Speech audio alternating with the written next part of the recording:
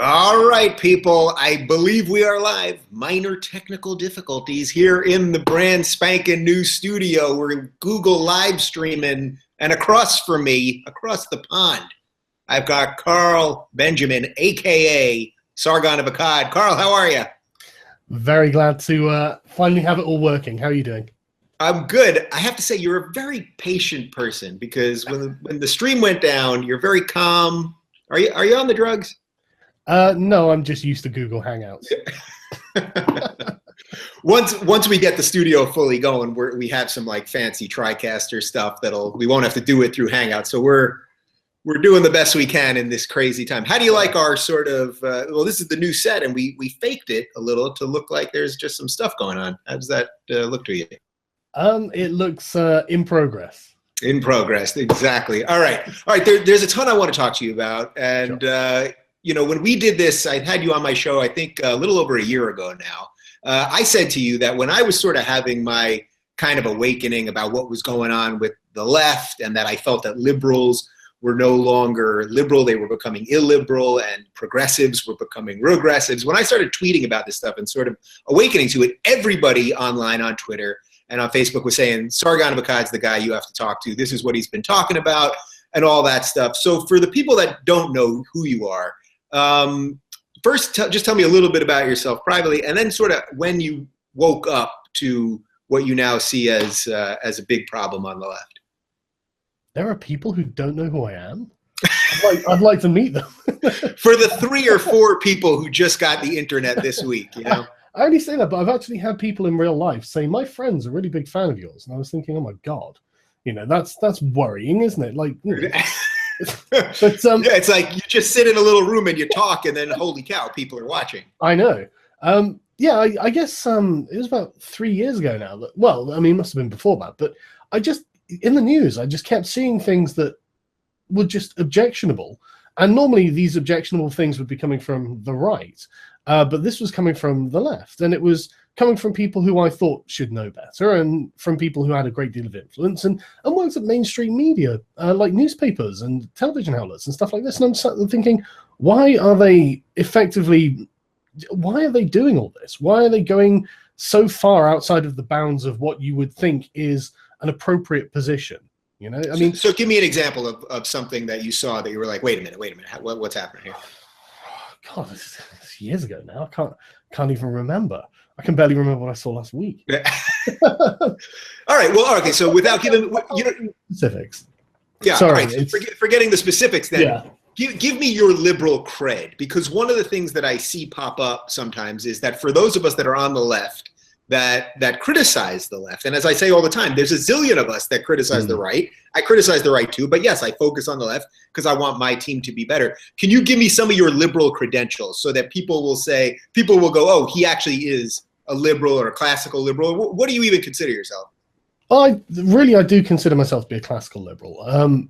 I am very concerned that all people be treated the same in the eyes of the law. That's one thing that really concerns me. I mean, liberalism springs from individual rights, and the very idea of group rights is just the complete opposite of what they're trying to achieve. In fact, that was the thing that liberalism was really trying to defeat. If you have a system of universal rights, and then you give a certain group a certain number of rights that the other people don't have, A, not only is that obviously by default not universal, but B, it creates a group of people who have different rules to the rest of you. How is that any different to an aristocracy? That's my, you know, I just can't get over that. That is the fundamental point of why I dislike group rights. And any liberal should be against group rights, whereas progressives seem remarkably in favor of group rights. And I'm just in awe that they don't seem to understand that that's an anti-liberal position to hold.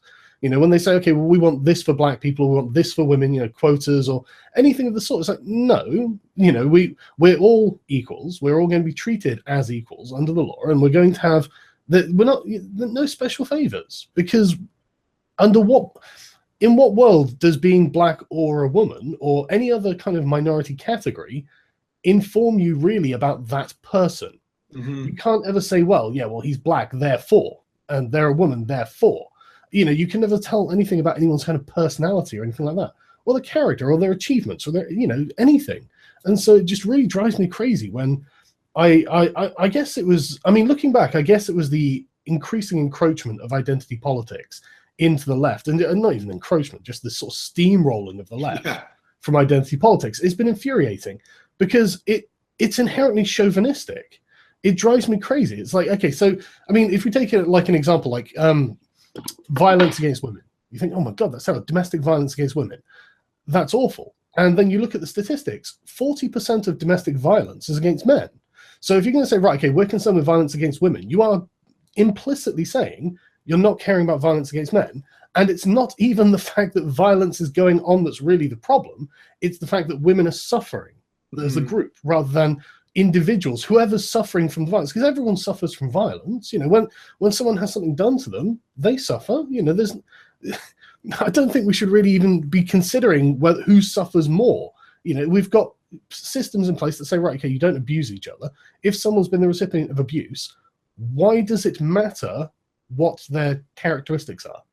Why does that matter? Right. So basically, as a classical liberal, you believe in individual liberty. You believe in the individual versus the collective. You want everyone to be treated equally. Now, I try my best, and I probably fail at this all the time, but I try not to impugn the motivations of the progressives. Now, obviously, I think the progressives have lost their mind. Hence, they've gone from progressive to regressive.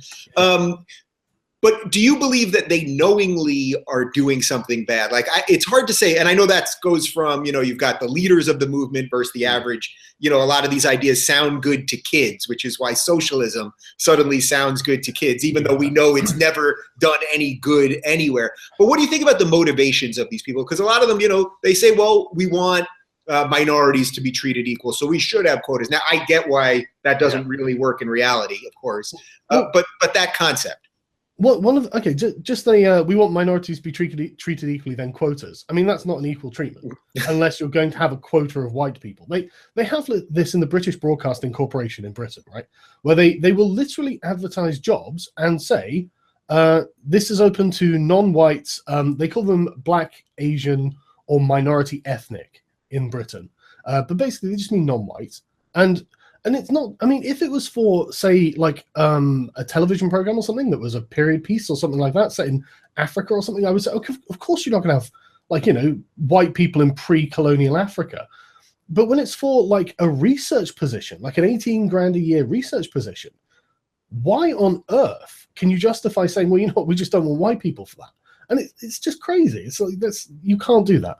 What was the first part of the question again? Sorry. Well, do you think they all sort of know this? Like, oh, right. Like, we know that it's bad. We know that it's obviously bad, and that's why I'm always for the individual. I would be for what Martin Luther King said: don't judge someone by the color of their skin, but by the content of their character. But do you think that all of the people that we're railing against all the time, do you think they fully get it? No. It is a lot like socialism, as you say. A lot of it sounds good on paper.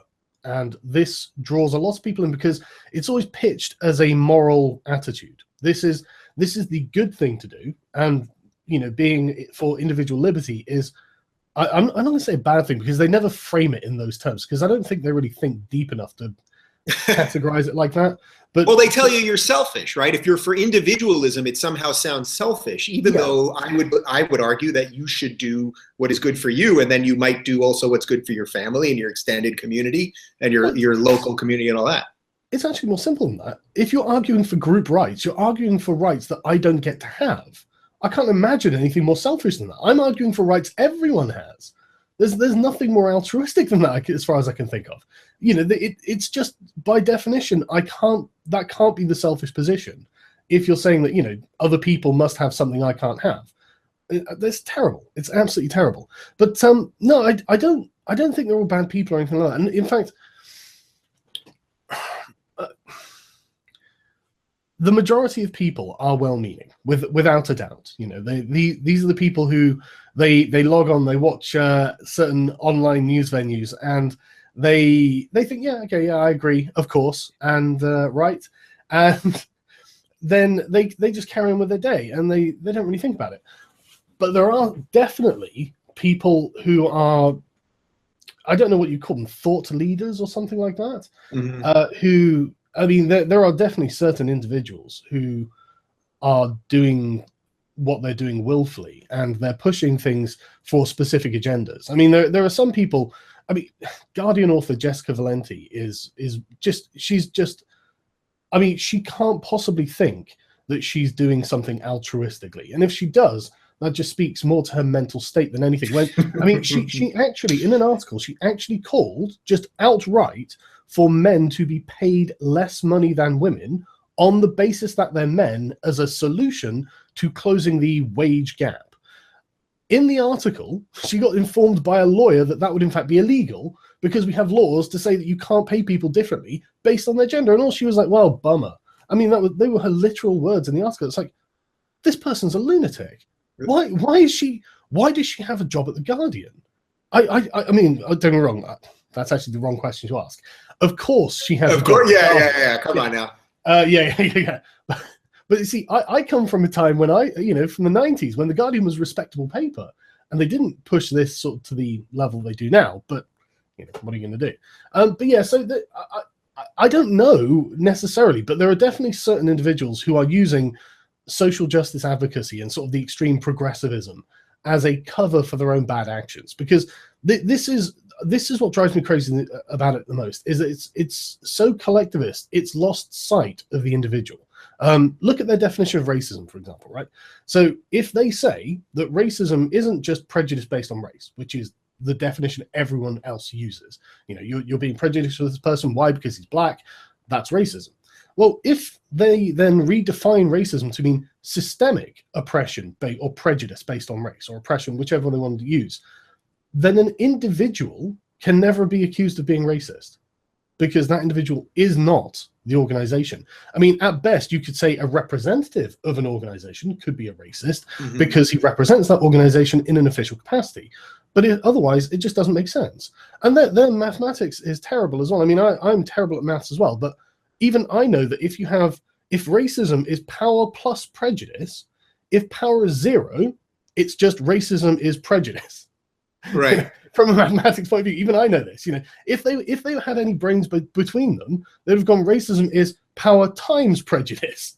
But so is that the issue, though? Is that the issue, that it really, in a way, it's sort of a brain power issue? Because if you were to think a lot of this stuff through, if you were to think what being a human is all about, how government should treat us, how we should treat our neighbor and all of that, none of it really makes sense, but it just kind of sounds good, which goes to, someone like Ben Shapiro always says, it's feelings over facts, right?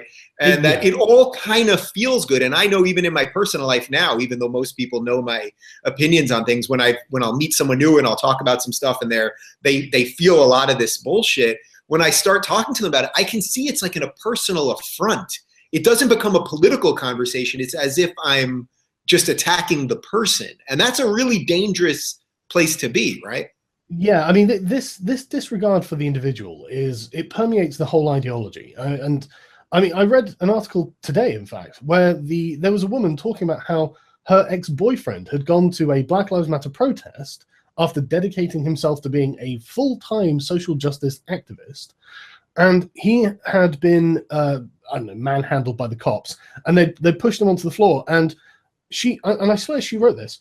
She said, I wasn't worried for his safety, because the cops usually, something that killed more black people more often than white people.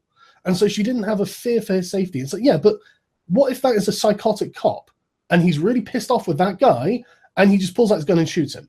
And you'd be like, well, I mean, they don't usually do that. It wouldn't change anything. The guy's still dead. Right, and they also shoot plenty of white people too. Yeah, well, per capita they shoot more white people than black people. Per capita, sorry. In total, in aggregate, they shoot more white people than black people. It's just per capita, it's disproportionately black. But I imagine that's probably something to do with crime rates. Crazy, right? Yeah.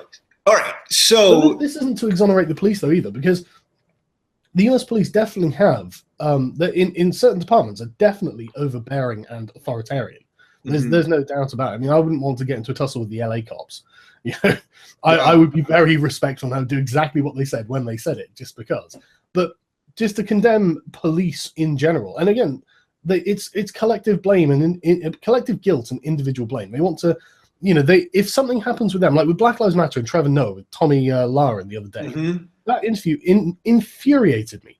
I was literally, I got to the point where I was just, I wanted to ask, what does Black Lives Matter have to do for you to stop supporting them, Trevor? They've murdered cops, they chant for dead cops all the time, they riot, they loot, they burn, they beat people based on there are members who beat people on the racial status. So, what has to happen for him to go, okay, maybe this has gone too far? But he just wants to, whimsy it away, going, well, that's just those people, but the grand narrative of Black Lives Matter isn't about that. It's like, well, it doesn't matter, does it?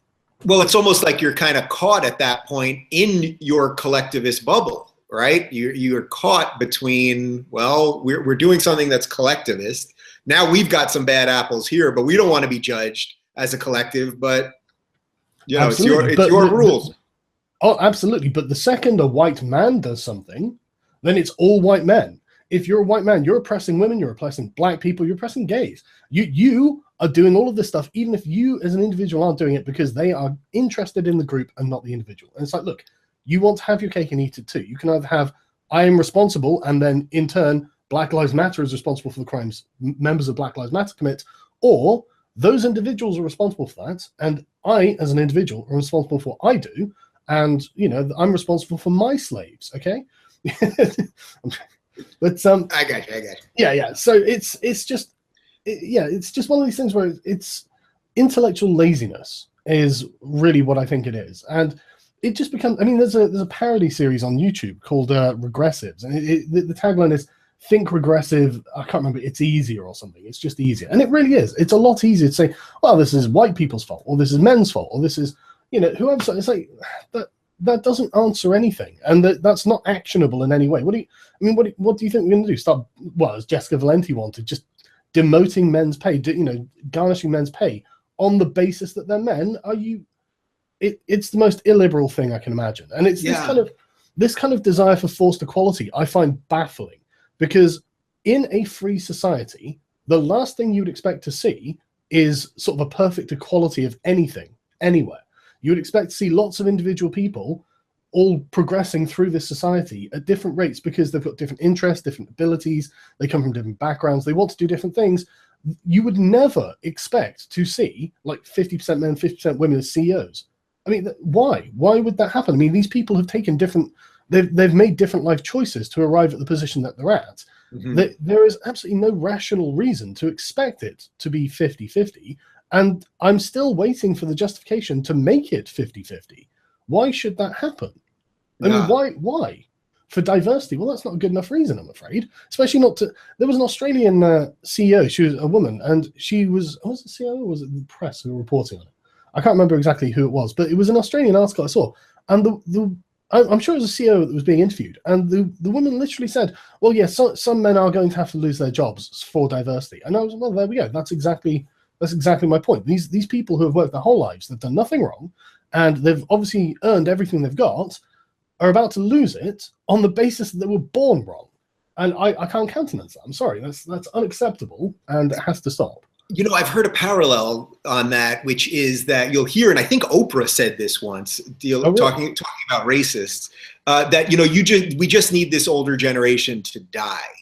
And I remember thinking, and you hear this idea a lot, that older Americans are more racist, so we just need them to die. And it's like that's such a dangerous endgame of why progressivism will eventually eat itself, because you always need a new oppression. So one day, even if you've lived your whole life as the most progressive person ever, there may be something that comes down the pike 30 years from now that you're like, you know what, I don't think people should have sex with robots while in pools, but the progressives want it, now they're going to want you dead too. Not that I have a problem with robot water sex, but that's the problem, that it just will eat itself. And it's like, that's because it's a purity test. The whole damn thing is a purity test. And I feel sorry for those sort of the white progressive college professors who, again, this is another thing that I've seen, a woman professor who's saying that she can't have kids because if she has kids, they'll be white. And she will be contributing to racism because, of course, all white people are racist because we all live in a white supremacist capitalist patriarchy where all white people are privileged and are by virtue of that oppressing non-white people. And it's like, okay. And then, but I love on the same hand that they're like, yeah, and so, you know, I'm actually really pro-immigration. It's like, why? Why would you want to bring non-white people into an oppressive white society? That's the worst thing you can do for them. That is the least humanitarian thing if you're a progressive. It's incredible. There is no internal consistency in their ideology. It's funny. I was speaking at a high school a couple of weeks ago, and they had, you know, a libertarian and a liberal and an anarchist and a socialist, blah blah. And the socialist, white guy, kept going on and on about the evil male patriarchy and white men have pillaged this and white men have destroyed that. And I literally turned to him on the thing and I said, you know, you're white. So it's like the lack of self-awareness even is just crazy. But quick segue here, because I know we could do this for the full hour. Is what makes, for all of the things that you've said, I think a lot of people would listen to everything you've said, say, okay, that all kind of makes sense. But actually, Carl and probably Dave too, they're libertarians. What makes you not a libertarian and more of a classical liberal? Right. Okay. Now this is oh god, this is getting into territory I didn't think we were going to go into. That's why I asked.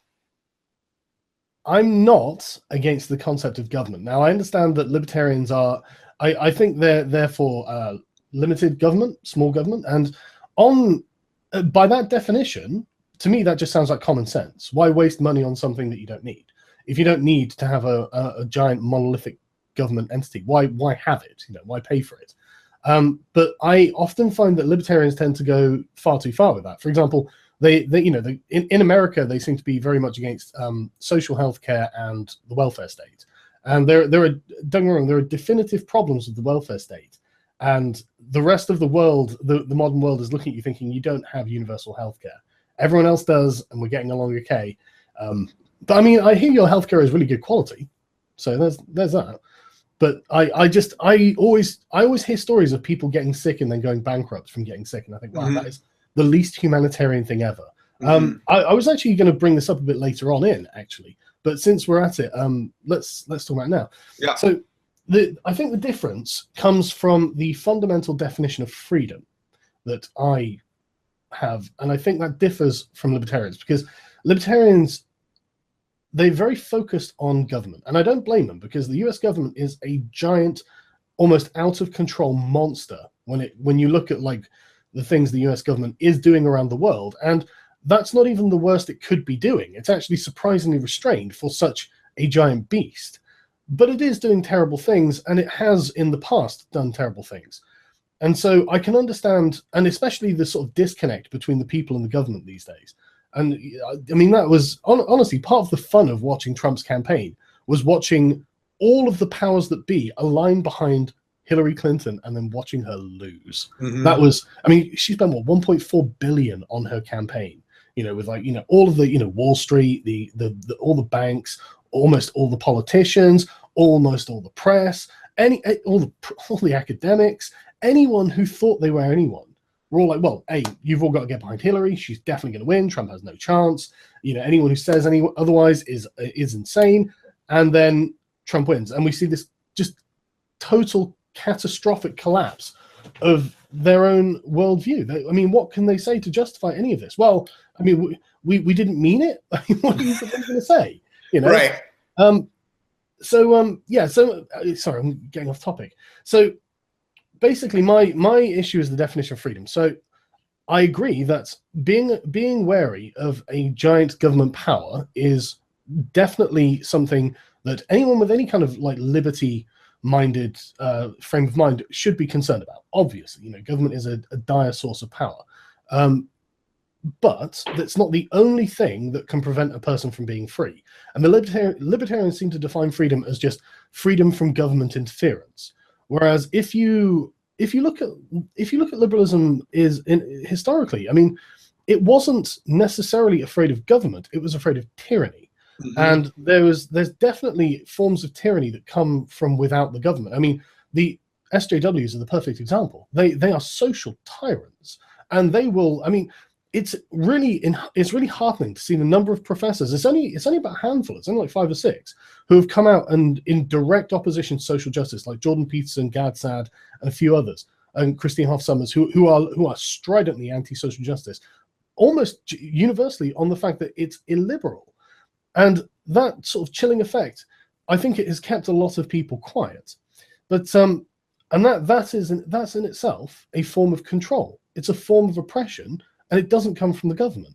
And so this is what I think libertarians need to understand. Like, for example, poverty is a man who has no house, who has no food, who has no water, he can't shower, he can't wash, he can't dress himself properly. That's not a free man, even though the government isn't going to be keeping him, with their thumb on his. He's not paying any tax, but he's not a free man. He can't do anything. I mean, who's going to employ this person? Where's he going to sleep? He's just. This is not freedom. This is just slavery to poverty. And so, one of the things about classical liberalism is it's not necessarily against helping the poor. I mean, I've got my copy of The Road to Serfdom here, and I'm looking forward to the Libertarians explaining to me page 124 and 125, which I happen to have bookmarked, not specifically for this interview, but just because I've had this argument a few times, where he literally says, well, there's nothing wrong with having a safety net. There's nothing wrong with social healthcare. These things are not in violation of anyone's individual rights because they protect everyone in the society. So there's nothing wrong with that. And one of the things I think that people on the left have forgotten, and this is why I think so many of them think right-wing when they think classical liberal, is they've listened to libertarians who have said, look, we just don't want any interference at all. It's like, okay, well, I appreciate that that's what you want, but it's not what you're going to get. Because the second you get that is the second you get a communist revolution or something like that. Because the people who need help, not, good for libertarians for being, upwardly mobile, intelligent, active, earning, that they are all really positive qualities. Good for you. Well, not most, but a lot of people in society aren't like that. And I think it was Mark Carney, I think it's the governor of the Bank of England, came out yesterday and said, look, we've got to stop paying more attention to what's happening to the poorest in society because they're getting restless. Their lot is getting too bad. Mm-hmm. And he's right. It's purely about self-interest, to be honest, because if you're not providing them with any alternative, you're just saying, well, you know what, screw yourselves. We're not our problem.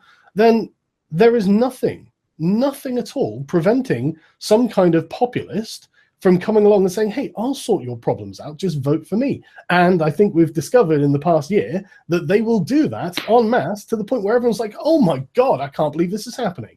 Yeah, so, and that's why I don't like to say I told you so, but this is exactly what I've spent the last 2 years talking about. And, when it comes to immigration and Islam and a whole bunch of other stuff and all this trigger warning and safe space stuff, and people would say to me, Dave, you're blowing this out of proportion. Who cares if these college kids don't want this or that or whatever? And it's like, no, actually, there is something happening to our society. Yeah. People are afraid to say what they think. And when they're afraid to say what they think, guess what? It's very easy for a populist or a demagogue or whatever else to come in and give them some easy answers. So that actually makes me want to back up to Trump for a second, because I think you and I were kind of in the same thing with Trump, which was that I was thoroughly enjoying seeing the elite and the media and all of these bullshit artists and these talking heads that just talk and don't have anything really to say. Paid a huge amount.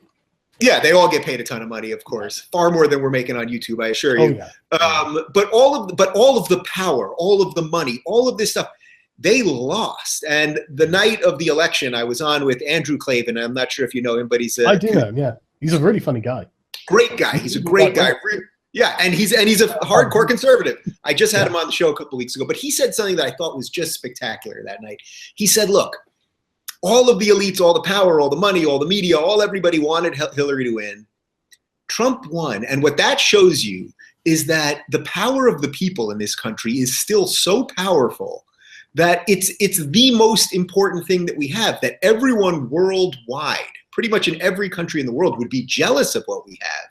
And here it is, we have it. So my question for you really is that you saw this coming too, and I saw you were getting a lot of shit. People were saying, see, you're supporting Trump. I didn't think it was going to happen. Like with Brexit, I thought it would be close. I thought it'd be the narrowest of narrow margins, and I thought that it would be a good sort of smack to the face and give them a wake up call and say, okay, right, we've got to start thinking about changing. But this is actually better because now they've lost, so now they have no choice but to have some sort of introspection. But sorry, what was your? I interrupted you. Well, no, I'll go from there. Do you think they're having introspection? Because I don't sense it. There were a couple days where I thought maybe they were going to, and I saw a piece in the New York Times saying the liberals have to rethink themselves, and something in New York Magazine. So a couple of the elite said, yeah, we have to think about it. But on the ground, and in terms of the usual cast of characters that are leading this thing, I don't see any introspection. I see doubling down on racism and bigotry. I see doubling down on silencing people and screaming over everybody. Are you seeing it? Maybe you're seeing it and I'm not. Oh, it is everywhere. It absolutely is everywhere. And the more sort of radical leftist, I don't want to call them journalists. I'm just going to call them bloggers. And I'm going to call them bloggers because most of their journalism comes from Twitter. I'm so tired of Donald Trump's Twitter account being news. Yeah. Don't you get off your fat asses anymore and actually go and investigate? Oh, but it's a lot easier to get your phone. Blah, blah, blah, blah, blah. Yeah, way easier. Sorry, I just got sidetracked. What was the question again? No, well, they don't even give you a chance. They don't even give you a chance to be outraged anymore because they're sitting there monitoring his Twitter feed so that they can get outraged and tell you that you're outraged. Yeah, but no, you're right. There has been an awful lot of doubling down. When Bernie Sanders came out against identity politics, that was an important thing. And I think that a lot of Bernie supporters didn't know how to take that. And that, I think, spun... was it The Atlantic and the New York Times that wrote pieces that criticized identity politics, saying we're going to have to move beyond this? I think they both have it, and New York Magazine and a couple other. Yeah. Yeah, they've identified the problem, but you're right, the backlash is terrible. I mean, I've seen... And again, these are mainstream media articles in, like, you know, The Guardian, The Independent, places like this, where they are just ridiculing the concept, saying that this is like the eternal howl of the white man or something like this. And it's just like, you're fucking idiots. You don't even understand. You know, it's the fact that you constantly play this game of divide and conquer. And it's just, you've lost, you know, you've conquered a tiny, irrelevant area of the internet and people aren't paying attention to it. If you look at the numbers across the board, they're just sliding down. Everyone's getting sick of their crap. And yet, you know, our numbers just keep going up and they won't listen. They just won't listen. So that's a perfect segue for what I think the meat of what we can talk about here is, in case we haven't got to the meat yet, which is that we're online media people. You know, I don't really consider myself a journalist in that I'm not out in the field doing journalism. I talk to people, I interview people, I share my thoughts on things, whatever you want to call that, that's fine. But I think one of the things that really the narrative that really got constructed over the course of this election is that we know that mainstream media has been crumbling forever. They're purging their numbers. Nobody trusts them anymore. They've all gone partisan, blah, blah, blah. And the online people that have been doing this for a few years, our numbers are all going up. People are paying attention to us more. They trust us more, all that stuff. And I think it got to perfect parity. And now we're starting to win. And I'm curious, do you think that they are going to come down on us? And this can also sort of segue into some of this YouTube censorship stuff and what's going on Twitter and the rest of it. I mean, they have a lot of money and a lot of power still. And, you know, we're on a webcam and Google Hangout at the moment. So where do you think that all falls out? Oh, God, who knows? I think they will do. I mean, we are, when you attack a man's livelihood and the source of his income, then he's going to do everything he can to protect that. And not, you know, when I say a man, anyone. They will do everything. Nah, you only meant men. I know what you meant. You meant white, heterosexual, cis-gendered men. That's what not you even meant. Black men, not Asian men, just the white men. No. So yeah, they will do everything in their power, but thankfully their power is actually quite limited.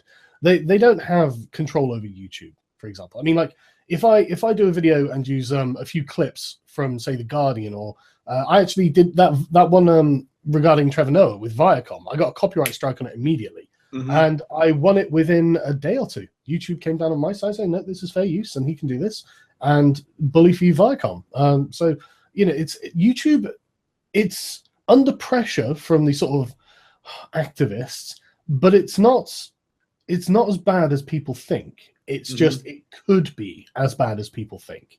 And I'm not saying that it won't become bad in the future. It might. But at the moment, it's not that bad. It's just that there are kind of storm clouds on the horizon.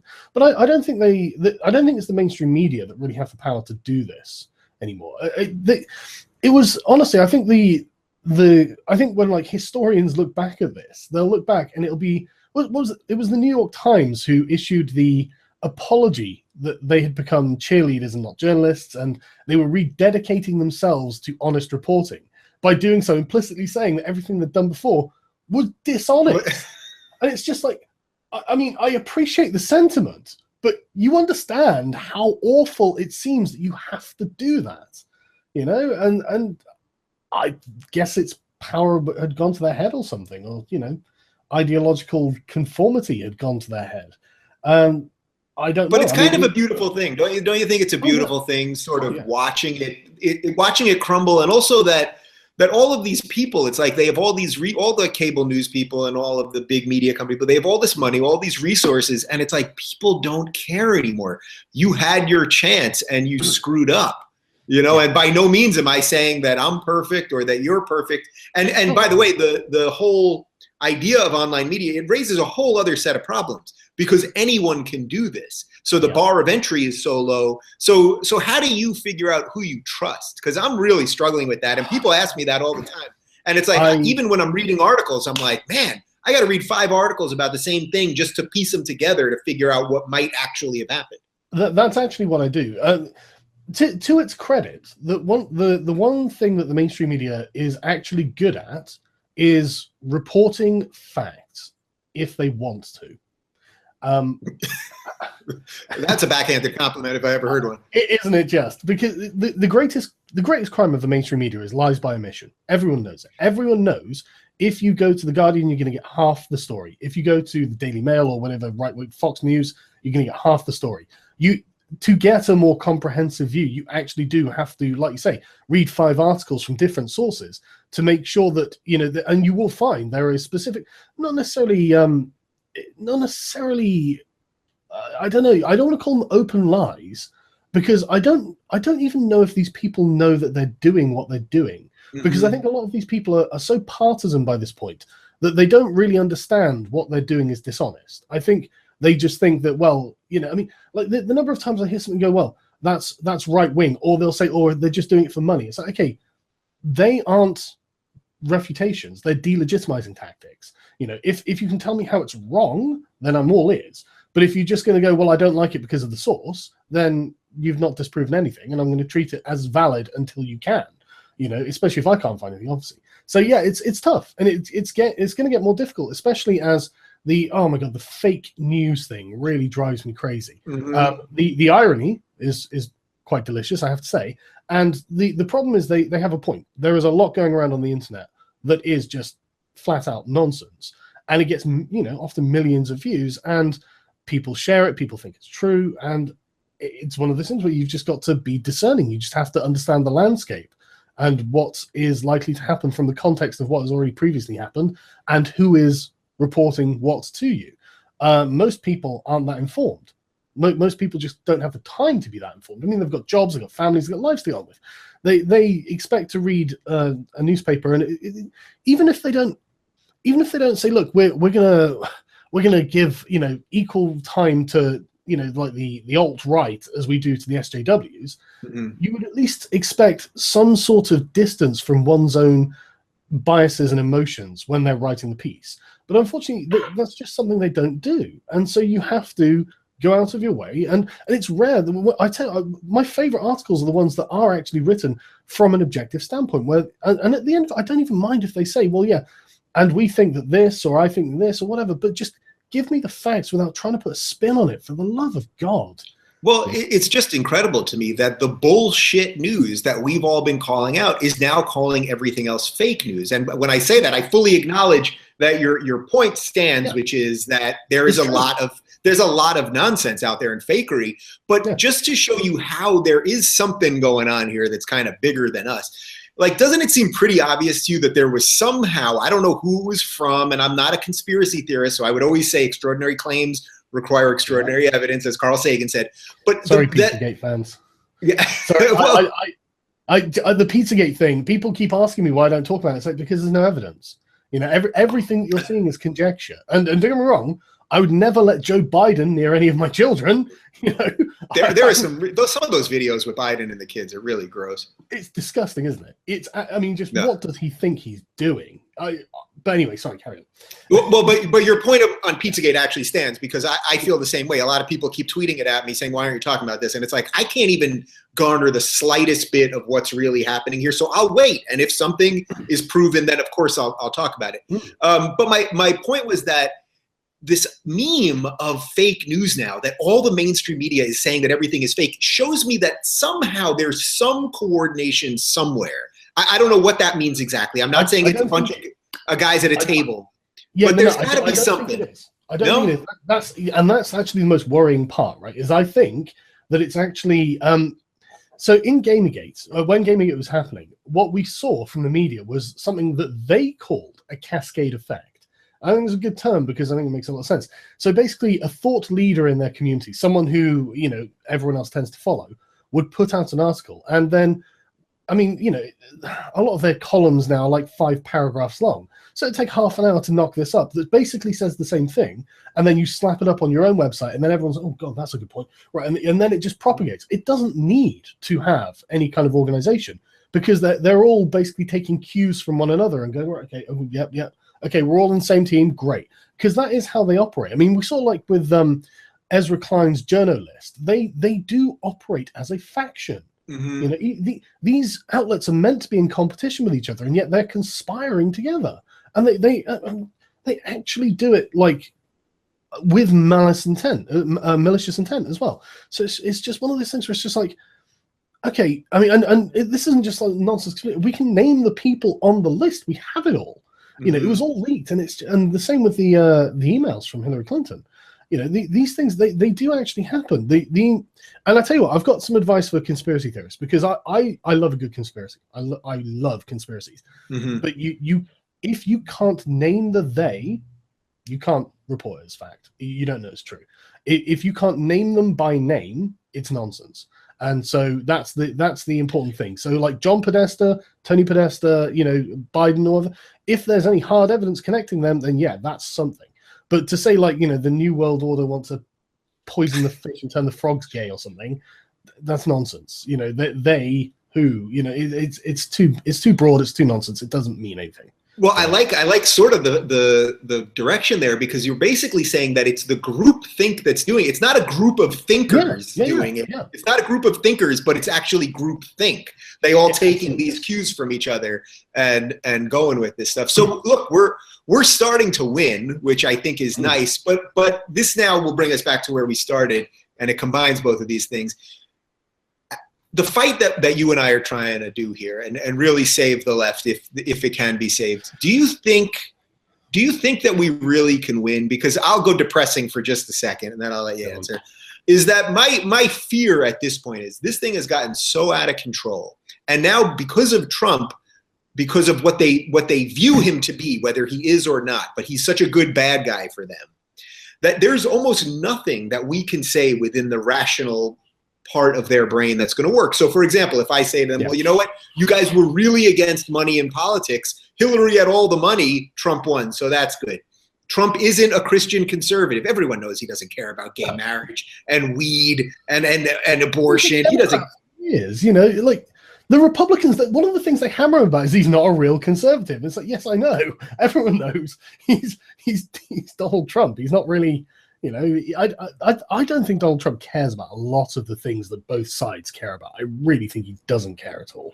So what do you think about the idea that, so I've been pushing this idea, or at least talking about this idea, that I think as a populist, of course there's danger with the populist. Hitler was a populist, so of course there's danger. Sure. But that with someone like him, he's not an ideologue in that he's not Mike Pence, who's would take his Christian conservative views to govern with. That we might, as a population, we might be able to push him to do some good stuff if we can kind of agree on what good stuff is, because he wants to be liked. You think that's a fair point?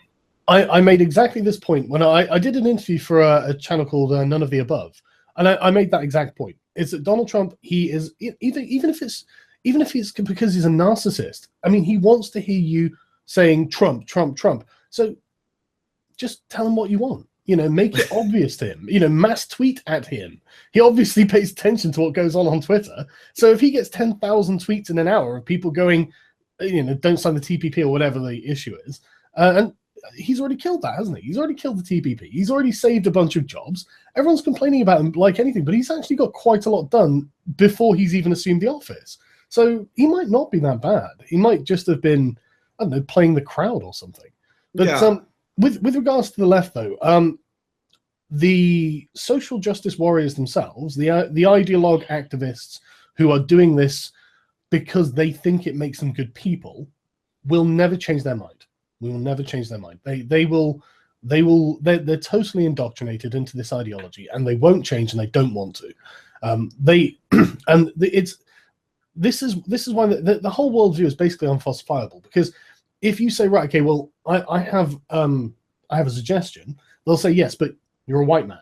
You would say that. And that just diffuses everything you can ever say. It's like, okay, well, I guess it is coming from a white man, and if that is enough to delegitimize me, then, I mean, we literally have nothing to say to each other.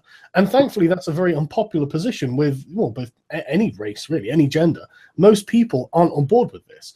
So this is why they're lost. But when it comes to reforming the left, we have to make these people understand that they are the fundamentalist Christians. They are the flat earthers of the left.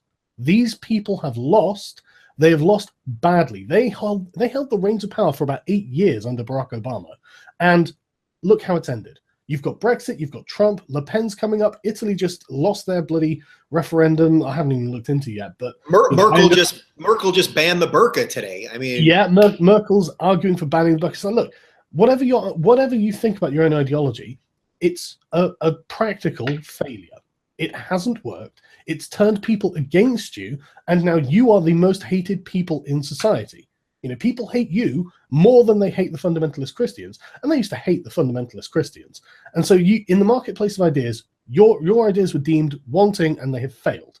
So if they ever come to you and say, well, this isn't right, I don't care what you say, you're wrong to argue that position. We know that position has been discredited.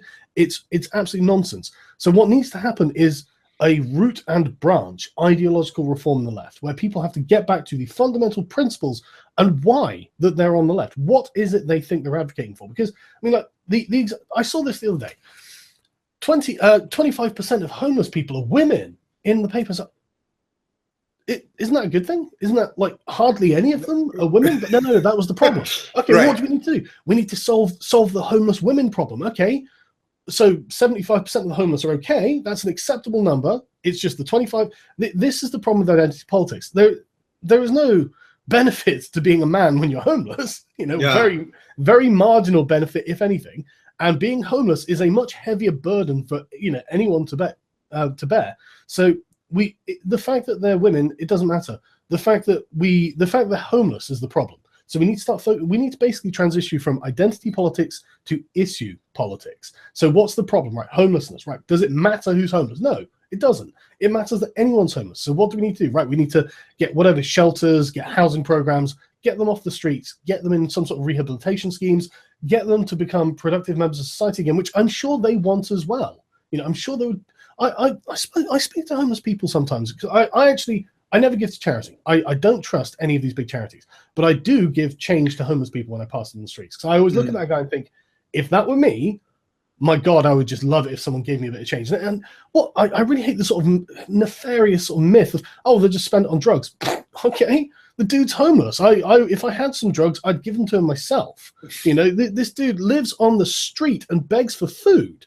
And you're worried about, like, oh, he might spend it on drugs. Fuck, I don't care. And so I like to see where the money's going. I like to know that someone who actually needs it is getting it. I would never ever recommend giving money to, like, the Clinton Foundation. Well, by the way, the Clinton Foundation, last I saw, I think about a week ago, their donations were down something around 40%, which just proves what the point was the whole time. Yeah. If they were doing such great work and all of their people, all of their donors were doing it just because it was so great, well, then of course you'd keep giving the donations. But it wasn't about that. It was about access. Yeah. And now that she will have less influence, you will get less access. It's like all of the stuff just kind of crumbled at once. But I like what you're saying. I like what you're saying about the issues idea. And that's how we can win, because we can't win on breaking the people that this is the danger of calling everyone a racist. It's so hard to break out of that if you accuse someone of being the scum of the earth for for years. Yeah, absolutely. And not only that, I mean, a lot of people aren't going to want to listen to like the SJW types who spout this constantly anyway. And I mean, if you can go to any online newspaper and look at the comments on these SJW articles, people are just angry. People are pushing back. They have been for a while, and they should have seen it coming. They should have seen the popular discontent. And I hate this kind of collective guilt, individual responsibility dichotomy they want to perform. Well, you know, we just because we said this, it doesn't mean that, you know, X. It's like, no, you're all saying this. You're all doing. You have to understand that the public, if you want to talk in groups and generalizations, then the public is seeing this wall of hate coming from the left-wing media, and the left-wing media is populist. It's arrogant. It's everywhere, and for some reason, people keep giving it credence, especially with their op-eds. I just can't understand why anyone reads them. But for some reason they do. So yeah, basically these people, they have to be, I mean, literally everyone, when they talk to them, they have to go, no, you lost, you're wrong. You know, and they'll be like, yeah, but I've got all these fancy justifications. Well, it doesn't matter. Even if I don't know how they're wrong, well, you failed. I mean, you can't appeal to voters with it. Therefore, you can never win the power back. Therefore, you can never, get any of these things done. Therefore, you've lost. It doesn't matter. It doesn't even matter what you're saying. Even if what you're saying was brilliant, and it's not, it's retarded. But even if what you were saying is brilliant, it doesn't matter. It just doesn't work. It's like communism. It's just not going to work. It's a great philosophy, but it's never going to work for human beings. And so this is the same thing. It's just not possible. So I want them to understand they have to change. And if they're not prepared to change, then they can't be part of the conversation. I'm sorry to say it, but these people are a drag. They hold the left. I mean, they are the reason the left has lost.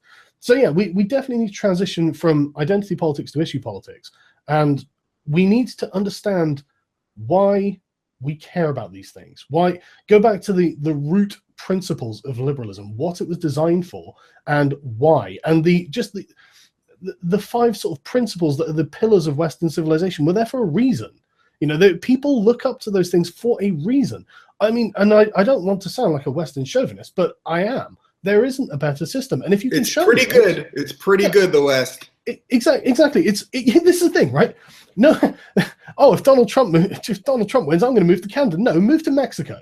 You know, shut up and move to Mexico. Oh, you don't want to? Why is that? You know, don't even move to Saudi Arabia. Don't move to Canada. That's full of white people. You don't want to go there. By the way, Lena Dunham did not move, for the record. No, of course they didn't. None of them did. They're full of shit. I can't understand why anyone listens to celebrities on anything. I mean, in ancient Rome, actors and musicians were considered lower, about the same social level as prostitutes for what they could add to society.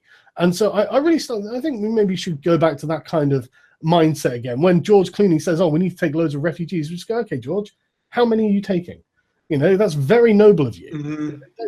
But these people, obviously, they don't live anywhere near any of the things that are going on. They don't care. They're not interested. They just want to virtue signal and feel good about themselves. And I'm sick of it, and I'm sure a lot of other people are sick of it.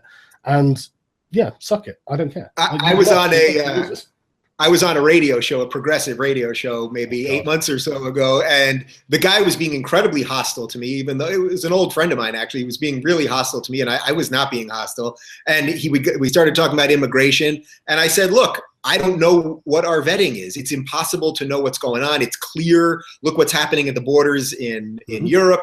Like, we have to figure out what's going on here. And he kept trying to imply that I was somehow being bigoted or racist or something like that. And then I said to him, I was like, if you're so for immigration, you make a lot more money than me. I know roughly how much you make, and you work at a big media company. Why don't you, maybe take in a couple immigrants, take a couple migrants into your house? And then suddenly he freaked out. Well, that's not really how it works. And it's like, no, if you show these people that this is not just theory, you can't just have your shit in theory. You have to have it in practice too. They crumble pretty quick. Absolutely. They're never, I mean, one of the reasons that the people in the EU are getting to the point where they understand is the way the votes and the polls have been going recently. But an EU official's daughter was murdered by a migrant the other day, and it's just okay. Well, now you know how everyone else is feeling. You know, I'll find a map and I'll send it to you after this. Where it's basically on Google a live map of just all of the crimes that have been done by migrants in Germany, and it's the whole country, and it's thick with just, you know, you got the thing German, it's just constant, just dots everywhere. And it's just like, my God. I mean, the German figures were leaked from the German police in 2016. Was it 2016? 2015, I think it was actually. 400,000 crimes were committed by these migrants. And it's, I mean, you know, most of them were petty crimes, like thefts and muggings and stuff like that. So it's not like life ending, but there are still thousands of people who have been raped, who have been murdered. And it's just like you didn't vet these people at all. You don't know who they are. You don't know why they've come. And I've had people from Syria commenting on my videos going, I know people have gone. They've just gone for the money. They've just gone because they know that the Germans will put them in a refugee camp and give them money each month. And then as soon as they stop giving money, they leave. I mean, like when the Danish government said that they weren't going to give benefits to migrants, suddenly 4,000 of them left. Oh, really? Okay, well, there we go. It's not that there was a war. It's that you thought you were going to get some free money. And the thing is, it drives me crazy, the whole sort of, I mean, what did you think was going to happen? You know, you say, oh, yeah, you can all come. We've got migrant. I mean, obviously that's going to incentivize people who aren't actually there for the real reason. You know, it's obviously going to do that. And then I've heard like plans of, oh, what we're going to do is we're going to pay them to go home. It's like, no, that's retarded. We know that doesn't work because of the Vikings. That's exactly what the French and English kings did. And what happened? Oh, more Vikings came because they went back with a big ton of treasure and gone, yeah, they just gave it to us. You know, right. it just incentivizes people to, you know, to come. Unfortunately, you're going to have to do effectively what Eastern Europe is doing. Just say no. You know, the answer is no. Go away. You know, go to China, ask them. You know, go to Iran, ask them. Oh, they're going to say no as well. Well, there we go. You know, it's. I don't want to sound heartless, but there are so many problems that have come along with this, and it's been so.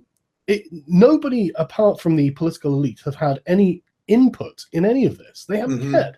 Merkel has been under such pressure not to do this, and yet she did it anyway, almost like an article of faith. You know, when you see her talking about it, she would be talking about it almost as if this was some kind of religious duty that she was doing. And it's like, okay, that's dangerous, you know. Right, and she did her religious duty, and what happened? 1.5 million people came in. The system is under strain. The crime that you just mentioned, and then as of the time that we're taping this today, she's proposing this burqa ban. So it's like, this is a lot of road to hell, man. Road to hell. Yeah, I really trust you to get that sorted, Merkel. Yeah. I trust that you're going to be the one to do all this.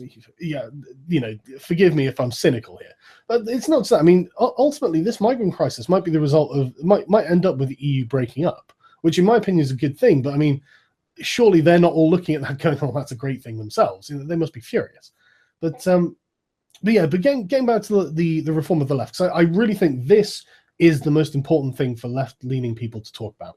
It's to understand how social justice works, why it thinks what it thinks, and then to identify the people who are pushing it and tell them they have to change or they have to leave, because they do. They absolutely do. There just cannot be any room for this kind of bigotry, and that's what it is. You know, to say, well, it's because you're white, that is a generalization based on race. That is the thing you complain about when it happens to black people. I don't care what your systems of oppression say. On an individual level, that's an unacceptable thing to do, even if you think it's justified. And they do. And that's why, like your friend, like you're saying, he was being really hostile to you when you were being polite. There's no excuse for that. But they think they're acting in service of a greater good. And that's one of the things that I think there are so many just like elementary concepts that these people have forgotten. I mean, the greater good or the common good. Well, the common good is for everyone. The greater good is for a certain section of people. And almost, I mean, I can't think of an ideology in the 20th century that didn't butcher people, that didn't also have a greater good in mind when they were butchering people. And then Fidel Castro dies, and you see Trudeau like, oh my hero, dude. He had firing squads, just execution squads. This guy was a monster. I can't believe it, you know? Yeah, everything's kind of backwards. You know, it all sort of leads me to, I think, where we should probably end this for today, although next time we're going to get you in the States finally. We're going to do this live. I certainly will. But that for people with flexible minds, because I think that's the through line here, is that as a classical liberal, as what a liberal is supposed to be, I think we have flexible minds. I'm pretty sure that there's no information, if I could prove to you was true, that you might not like it at first, you might try to argue against it, but if I consistently prove something to be true, that you would eventually come around. And that's what a flexible mind is all about, not being beholden to an ideology, but being rational. But being rational, being beholden to the truth. And we seem to live in a time, and everyone's using this phrase post-truth now, where everyone just kind of makes up their own truth. But we live in a time where it's like the loudest people are screaming, and the loudest people are getting the most retweets and the most views and all the clickbait and all of that stuff. Where it's for people like us, and I think for the people that are watching this right now, that like the stuff that we're doing and we're putting out there, it makes our job a little harder, because having a flexible mind also means, I think I want to live a pretty decent life too. I want to not devote every bit of energy that I have to fighting with people and all that stuff, and not becoming a demagogue that I would hate at the same time. And so basically I just view this as our job is a little harder, because being rational in an irrational world is a little harder. I think that our job is made more difficult than everyone else's job by the fact that we don't have an identity. That's the problem. And I mean, like, but you've been arguing against identity politics the whole time. I know I have. I know, and I don't. I'm not suggesting that identity is a panacea for anything, but the alt-right became a really powerful force. But if you look at it, the alt-right's tiny. The alt-right's really small. I mean, they're like the biggest alt-right bloggers have got like 30, 40,000 subscribers. You know, that's a tiny movement. And yet they were just dedicated and noisy online. They caused a lot of trouble. And suddenly Hillary Clinton is legitimizing them in a speech. It's like, oh my God, that's shit posting has gone from the internet to Hillary Clinton's mouth, where she's denouncing a cartoon frog. She's literally reading Milo's Breitbart articles. And by the way, Milo isn't even considered alt-right enough for the true alt-right people. He's a gay Jew. Of course he's not part of the alt-right. He just likes them because they're fun. Yeah. You know, you got to hand it to them. The memes are funny. You know, well, that's the irony. Everything has been flipped on its head right now. There's such self-righteous drivel coming out of the left right now that nothing's funny. The Daily Show is not funny. Oh, the what's her name that has that TBS show? I keep watching these commercials. It's like, it's not funny. You're all lecturers, and actually, the stuff that is funny, I don't like the swastika. I don't like Nazis. But the stuff that's coming out of the right is actually the subversive stuff now. Comedy is supposed to be subversive. It's supposed to be against the power. And the left is just sucking up to the machine. Absolutely. The left have been pontificating for years. It's exactly what you're saying. You know, the Daily Show and, was it Samantha Bee? That's the one I was thinking of. I mean, it's appallingly horrible. It's just not funny. You're not funny at all. So stop, please, guys. You know. But yeah, but that's the thing. They've got a narrative they want to project, and they can't mock their own narrative. You know, and they're the ones trying to set like a normative. No, this is how it should be. And it's like, well, no, it shouldn't. It's nonsense. And these guys are just mocking you relentlessly. I mean, with the thing with the facts, I totally agree. There should be no facts that are forbidden, and that's again. I mean, that is probably one of the key crutches of the left. For example, like there is no denying that black people on average have a lower distribution of IQ than some other races like white people and Asians, right? There's no doubting that. But what drives me, I mean, that's scientific fact, but what drives me crazy about the alt-right is when they go, right, so now we can do something. So no, we can't. No, we can't. We don't penalize people for having a low IQ at all. And you're not trying to do anything about the white people with low IQ, so that just means you're targeting black people because they're black. You don't care about the IQ at all. That's just a convenient foil. We're not going to do anything to any of these people based on their IQ. We don't do that. We're not going to start now. Stop asking. It's not going to happen. You know, this is some ridiculous. It's like SJW saying, right, okay, we'll have everyone at the same level at some point. No, that's not going to happen either. You've both got this utopian, ridiculous idea, but what's worse is it's going to necessitate totalitarianism. To make sure everyone marches in lockstep with what you want done, you're going to have to become totalitarians, and I'm really comfortable with a free, open, and liberal society, so the answer is no to both of them. You know, they can both go hang as far as I'm concerned. But the left just needs to learn how to be funny again, frankly. Yeah. But maybe it can do that now that it's kind of lost all the power and failed completely. But I mean, that could be the saving grace, that suddenly they're going to have to fight the power again. And maybe that will actually lead liberalism to go back to its liberal roots. Listen, Carl, I could do easily another hour with you, but I got to run. We got a ton to do to get this thing in order for next week. But it was a pleasure talking to you as always. And, you know, look, some of these ideas are getting out there. That's the beautiful thing. And we just got to keep pressing. And yeah, our job may be harder, but if not us, you know, who else is going to do it? Well, that's the thing, isn't it? You know, if not us, then who? If not now, then when? But okay, so I'll leave you with the last thing is that the people who are sort of rational liberals, they need an identity. They need some sort of, like the alt-right has, like intersectional social justice advocates have. You know, you need some kind of unifying identity, and it's not for yourselves that you need this. It's for other people that you need this. It's so the media can say, oh, well, like, you know, these like new liberals are doing something, you know, or, you know, the alt-right are attacking the new liberals or something like this. It's to get a sort of political map in people's minds and stake out your place in that map. And so people can recognize you as a force that needs to be dealt with. Because, I mean, between us, we're coming on 1 million subscribers, and yet I don't feel like we're getting anything done. And I think it's because people don't have a mental map of us. They don't really know where to place us. They're just seeing individuals with large audiences and thinking, well, it's just one guy. You know, okay, he's got a big reach, but, you know, I'll just ignore him, I'll block him or something, and then he's gone. But if we can find a label that we're all generally happy to use, that we can push, and like you coordinate on hashtags and things like that, then we could actually start seeing us breaking into the mainstream, just like the alt-right. That's exactly how the alt-right did it. That's exactly, honestly, it's probably how feminists did it, to be honest. I should go and check the history of them, but it's having a name. And one thing, sorry, a very quick last thing. Everyone always gets hung up on the idea of community and the sort of purity of the community. Drop it. Just drop it. Just drop. I mean, communities are just something people do. That's a group of people hanging out together is a community. It's no big deal to call something a community. And okay, well, I'm happy to not have collective blame as long as we don't need collective guilt and responsibility. So that's fine. If someone in the community is bad, then we'll say, okay, that person was a problem. We're sorry. You know, we've disavowed him. Don't worry about it. We're all, you know, it's not a big deal.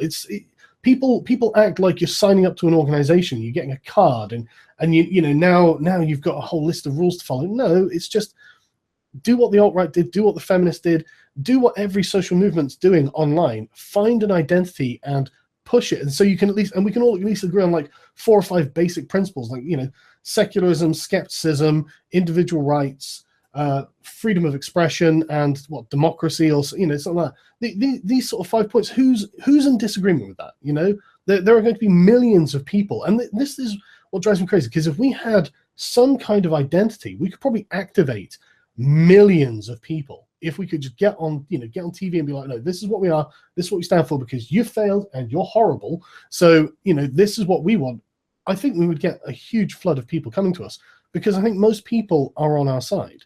Well, you know what? I started this by saying that I don't know that we can win, but I think you just did a beautiful 2-minute job of what our work should be for 2017. So I'm gonna keep working. Oh, that's all I do. Yeah. All right, brother. Well, it was a pleasure talking to you. And yeah, I mean, this is it. This is it. And I know that people hear you. They hear me. They hear this other gang of amorphous people that are coming together. And I think that the next wave of this is in our favor, and we're going to keep pushing. So we'll do it again soon, man.